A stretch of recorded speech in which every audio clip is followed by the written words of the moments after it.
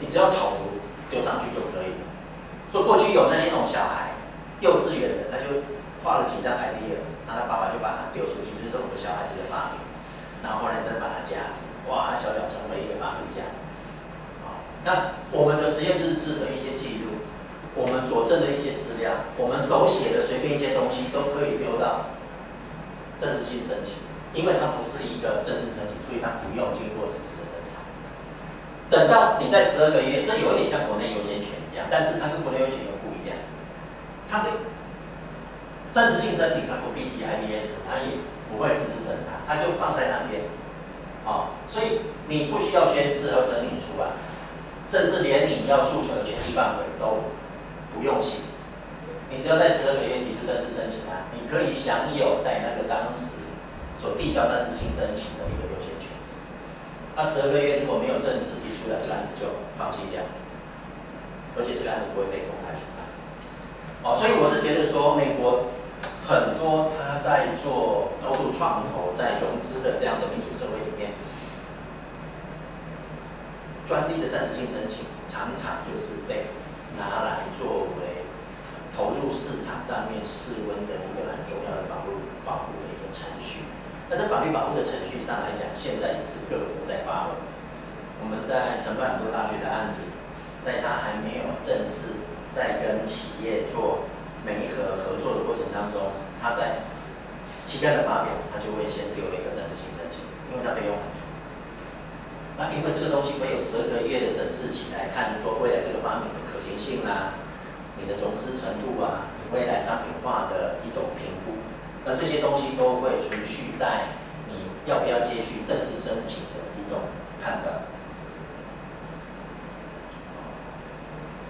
然后这边是吸引性，美国进步性是讲非显而易见，其实它都是同样的概念，不过我觉得这个字眼比较好。非显而易见，显而易见让大家都很明了，就是说这是不是容易的？而我们的进步性就很模糊，什么叫进步？那大陆讲创造性，其实也都，我个人都觉得是比较含糊啦。反而，美国这样子的一个用语非显而易见，我觉得比较有趣。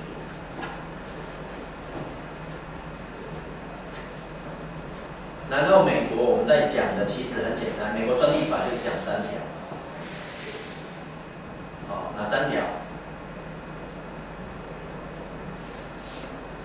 ？101、102、103，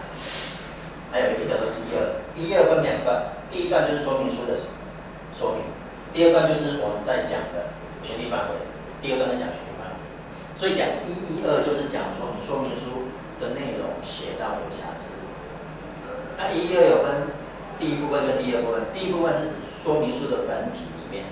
第二部分就是讲你 claim 的语言的规范超乎了在法律112条上面的规范，比如说不明确，你用这个字眼很含糊，这都是会在或者是写错字，这些都是在112条专利要件里面去做规范的。那什么叫101呢？很简单讲，就是标的的问题。标的，你符不符合101？人家讲说你符不符合101？所以美国法律除了112条是属于我们在撰写上面的说明书的一个揭露要件之外呢，专利法就是101、102、103。101你来看就是底层的标的，102呢它是新颖性，103呢我们讲的进步性。所以我们常常术语讲说，你这个被合伙是因为什么合伙？他说101，哇，那就投效它，因为它是法定标的的问题，或者你是法定标的，但是你写到不能 workable， 有一些案子是写到不能，特别是有些机构的东西描述到它不能动，那这个东西其实在整个权利的诉求上来讲，它不适用，它可能就直接用102就是真正单一比对的新颖性比对，103就有很多不同的103，但统称这些东西都是缺乏进步性。那它不具进步性的情况的 event 非常多，我们在这边就不再叙述了，因为它是属于一种不同太阳的比对会比较复杂一点。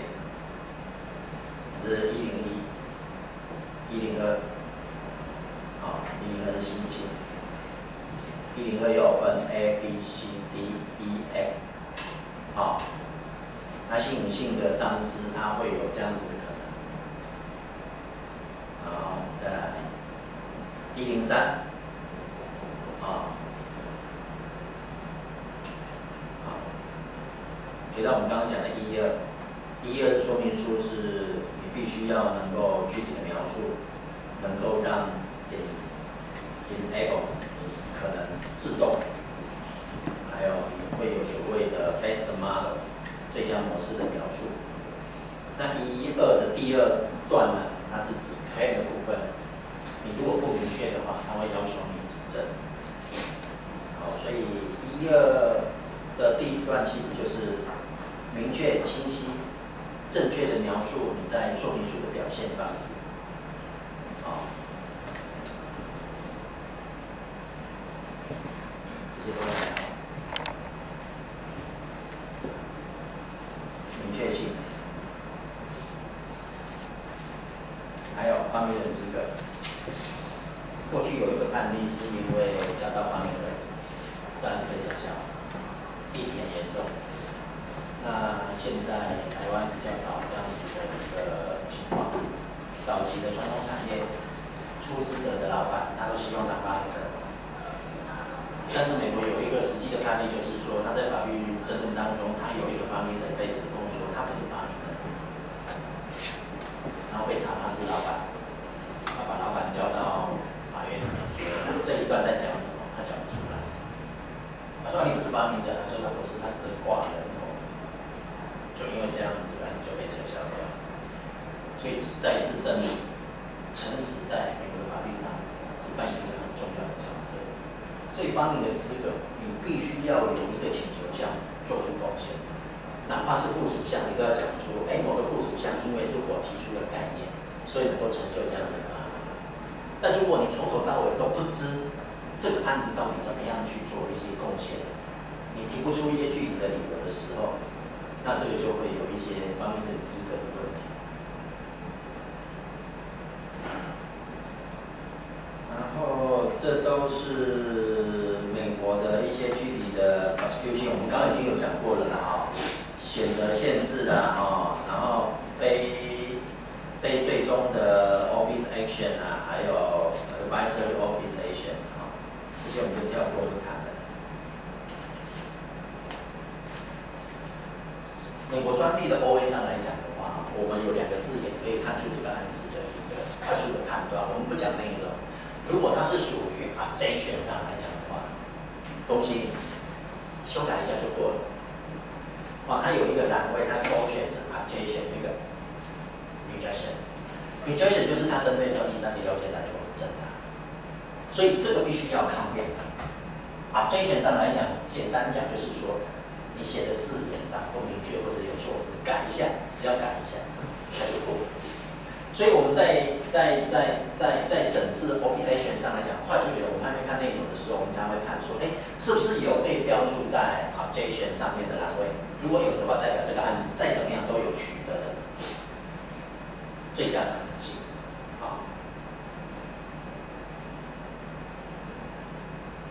还有我们在讲的一个很重要的问题。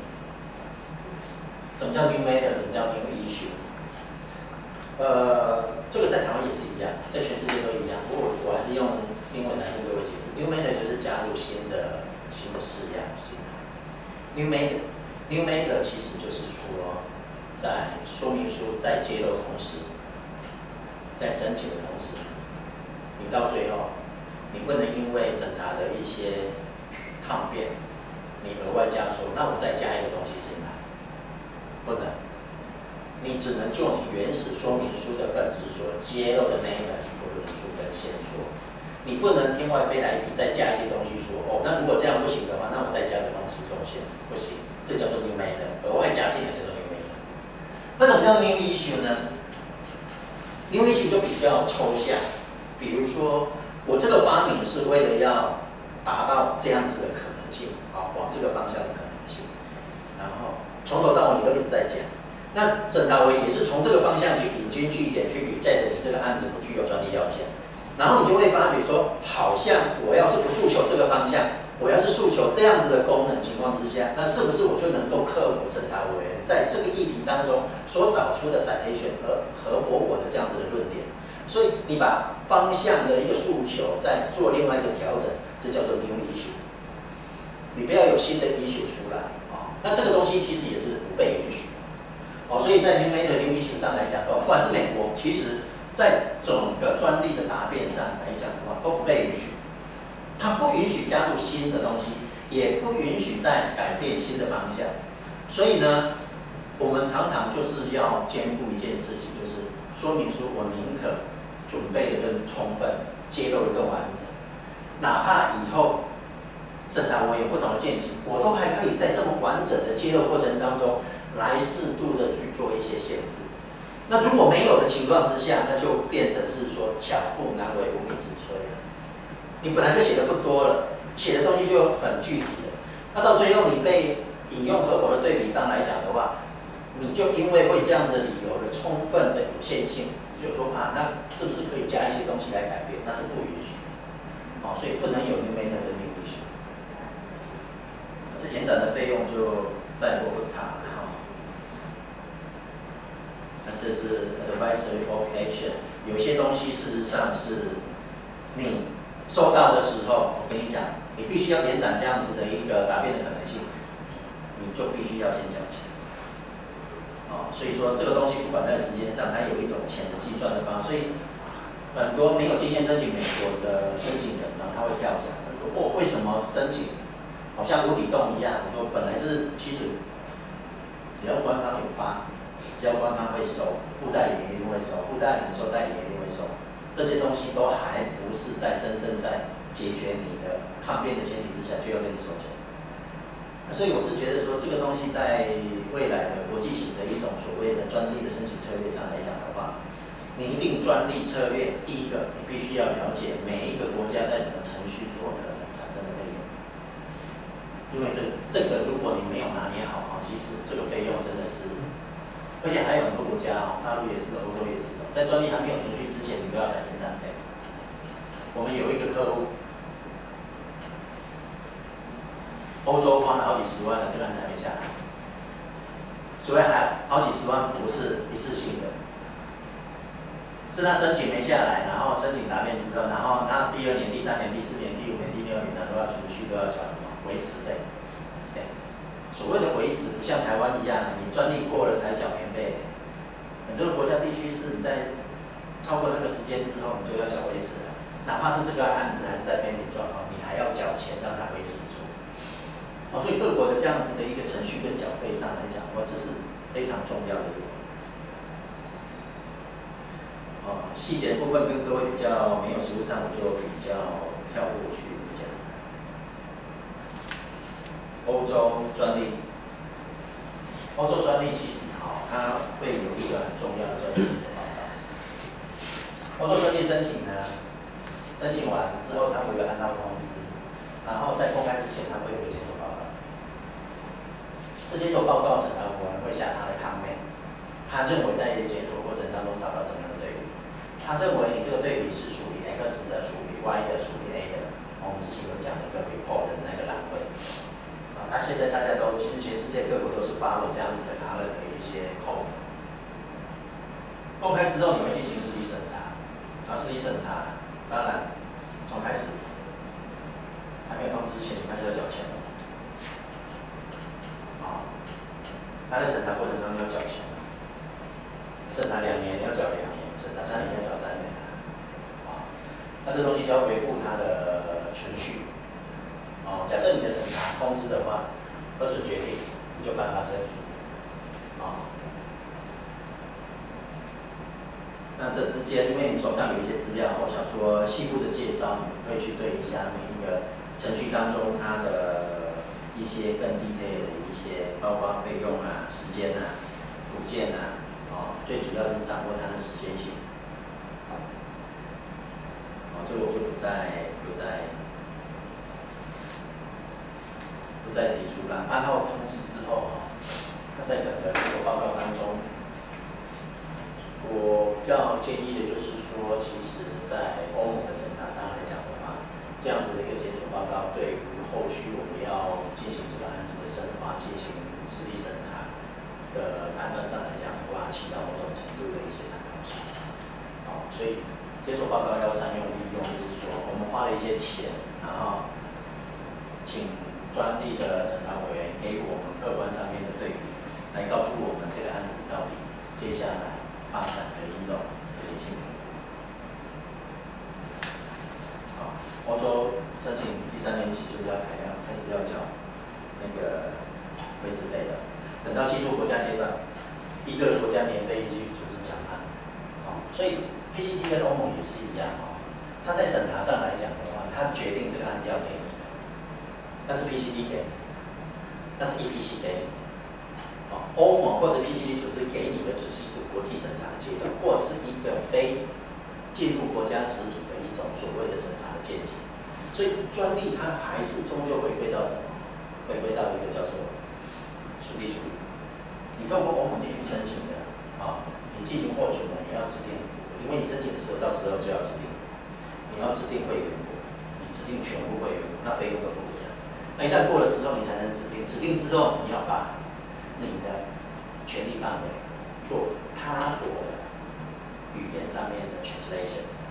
你要翻译，你要回归到他们那个国家的权利范围，至少要在权利范围里面要翻他们的语言，然后进行他们国家来递交，然后来再缴逐年的年费，你才有办法去拿到那个国家合法的证书。所以欧盟也好 ，PCT 也好，我们常常在第4台看到的那个不是专利证书。专利证书回归到最后，就只有那个国家发的那个专利证书才叫做专利证书，那个只是当初申请的 PCT 的专利说明书，那个只是当初申请欧洲的专利说明书的首页。所以很多人大家就跟你讲，我们已经取得 PCT 的专利，没有所谓 PCT 的专利，我们取得欧盟的专利，没有欧盟的专利。你有进行 PCT 的申请，你有进行欧盟的申请，你终究还是要回归到什么国家阶段？这个概念是一定要。我们在欧盟跟 PCT 的概念，事实上，我们今天没有办法讲到欧盟 PCT 太多了。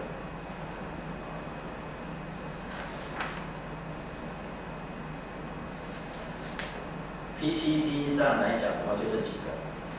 流程，从国家申请阶段。一般来讲就几个会员国，台湾不是，所以我们会从美国，我们会从中国大陆，然后进行该国的申请，透过该国的申请，那个该国一定是 PCT 的会员国，从那个国家申请的母案为前提而进入到 PCT 申请的流程。所以刚开始你一定要跟那个 PCT 的会员国申请。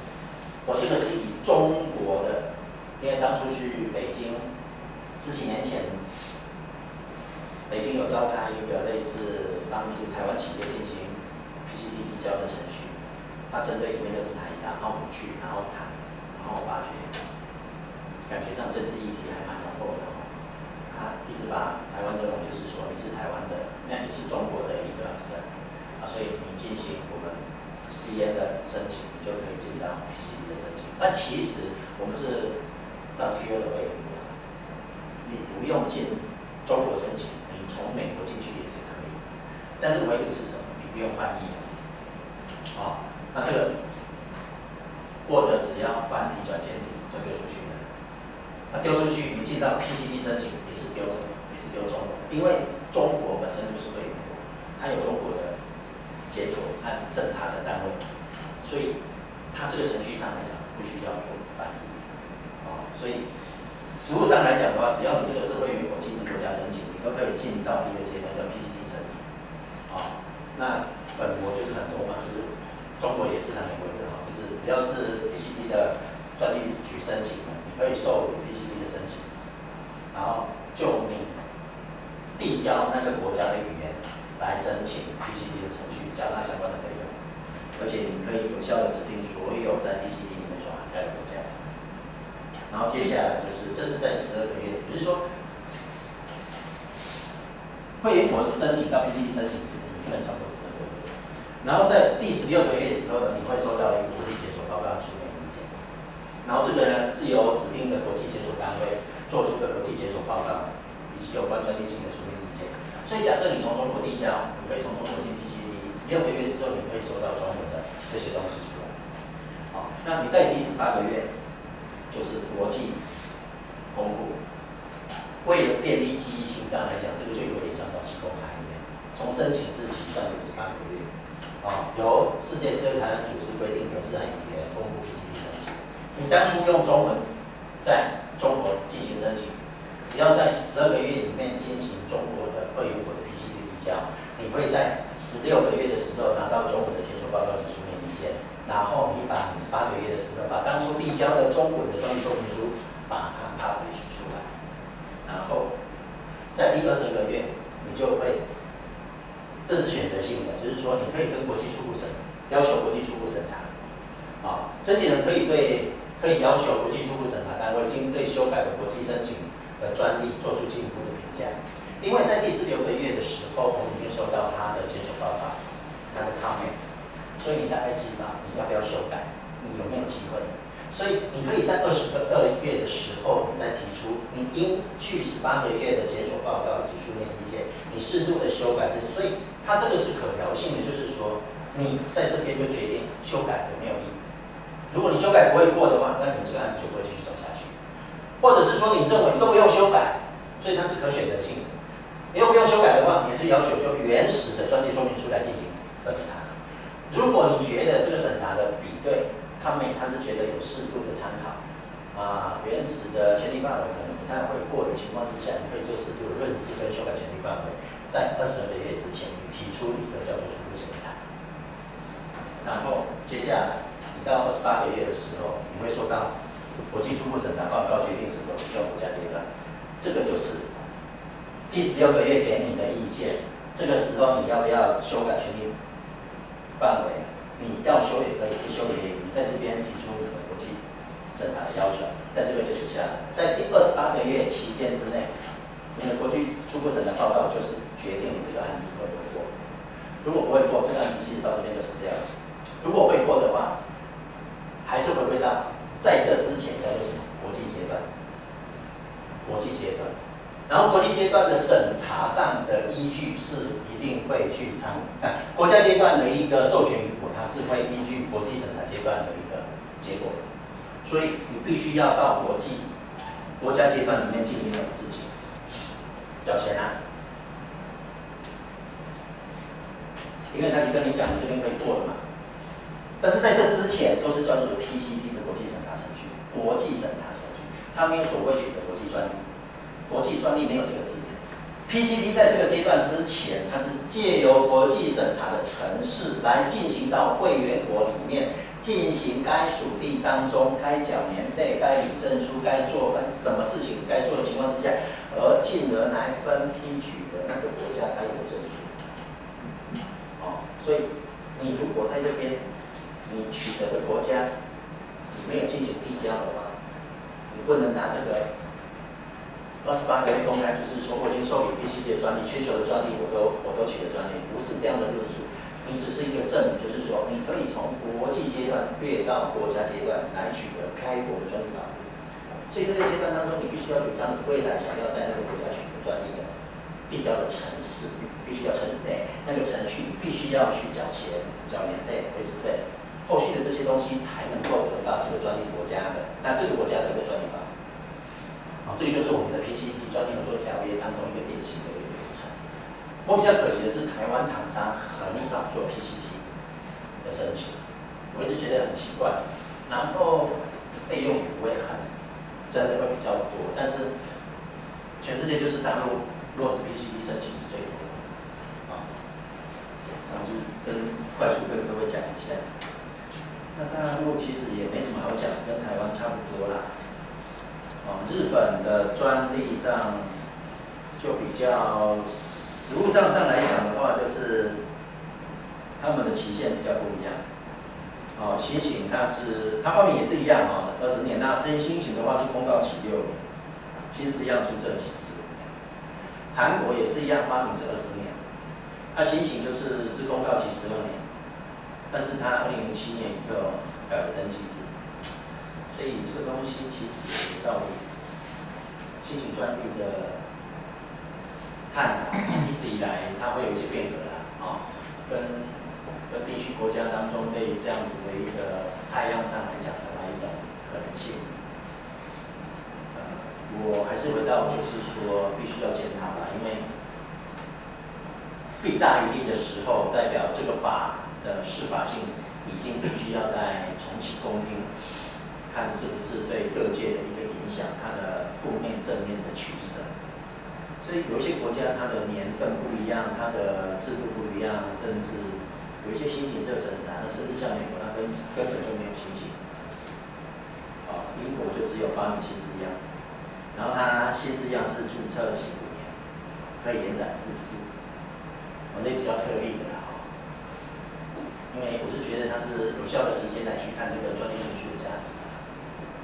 这个是申请并提出的时审，这个倒还好。公开后提时审，都可以参考一下。德国新式样，你会发觉比较长，是因为德国强调有公益，它对新式样的保护上来讲的话，它会比较重视，所以它跟发明的一个年限事实上是一样的。我用10分钟的时间我想给各位看一个案例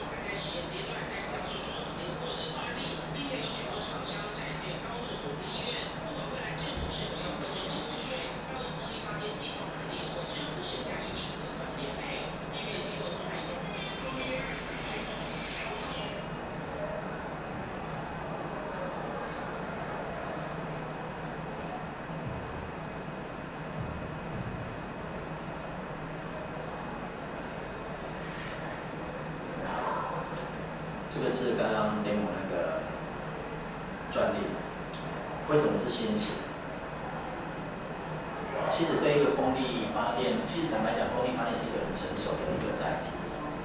那大家都一直想往这个议题当中去做一些创新的一些能量的改造，但是事实上呢，因为有一个很成熟的东西，事实上你很难再去产生它有别于一些原始设计当中符合专利3个要件的可能，所以大家都会把它异想天开的，就是说我把它摆到哪个地方，摆到哪个地方，然后一个原本是透过风去转动叶片达到我们在整个风力发电的一个效果的时候，就很多的创意就变成是说，那这个风不是来自于自然风，有可以去收集一种类似车子经过的风。专利我们过去有讲一个，就像美国专利分类，它是以最接近风的分类。专利为什么要叫做最接近风呢？风你怎么样去生成来去启动这个风的装置 ？I don't care。你包括你用电风扇去吹，或者是你张开嘴巴去吹，或者是台风来去吹，或者是走过的风去吹，都不会影响到这个绿能装置当中的专利性。所以我是觉得这方面我们对学校很多的老师跟研发当中缺乏很多专利的教育，他认为这个东西我只要摆到行车的过程当中，他的想法很简单，对呀、车子风过去它都有风啊，风就是产生这样子的风能，感觉上就是一种必然浪费风的收集而产生能够有效提供风能转动当中的一种因子嘛。这是一种创意，它是一种创意，但是它能不能专利？那当然不能成为专利啊。这个叫做智力活动。我们在专利法里面讲的智力活动是什么？就是你通过你的脑力的活动去增加一种不会去影响本质上面功能性的东西的改变，这个叫做智力活动。所以对一个原本已经有专利的载体上来讲的话，你再加任有一些元素添加进来，你必须要考虑一个元素，你不能添加那一种非法定的智力活动进来。你可以延伸一种限制 ，OK 啊，但是你不能因为就是我放在这边，所以车子在那边，你就会发觉哦，它在权利范围里面，它连车子都不谈，因为它很清楚讲这种东西限制，但是它多了什么？多了这一种叶片。它其实它讲的这些叶片，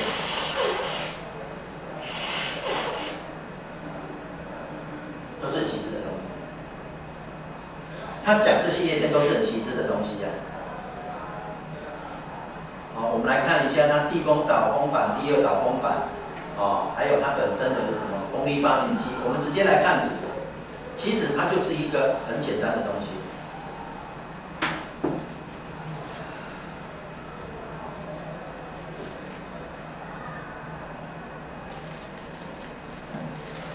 它的剖面图，它的示意图，它就只有个旋转的叶片。那我要讲的这些东西，事实上，第一个，它本来就不能成为专利的东西。我来看这个案子，就是它本来就不应该成为专利的东西。你可以新闻报道，你可以说我拿某个发明的风力发电的载体来放在高速公路旁边，然后来产生这个效应 ，OK。但是这个东西是你居然拿一个很典型的东西，一个很传统的典型的东西，然后你就把它改变成一个认为很耸动的标的，叫做道路，把它放大一点。道路用导向性封闭发电装置。其实坦白讲这种手法我们看很多，这就是为什么我一直从今天在讲新型专利，我认为我们必须要到检讨的时候。为什么？因为连媒体都不知道，连媒体都会说这个老师已经取得了专利，然后就动画什么，然后更要命的是很多厂商要找来授权。我说这个怎么授权？这个任何人来看，这个都不应该准的专利。在这个不应该准的专利的前提，我们来看几个专利，它是在什么时候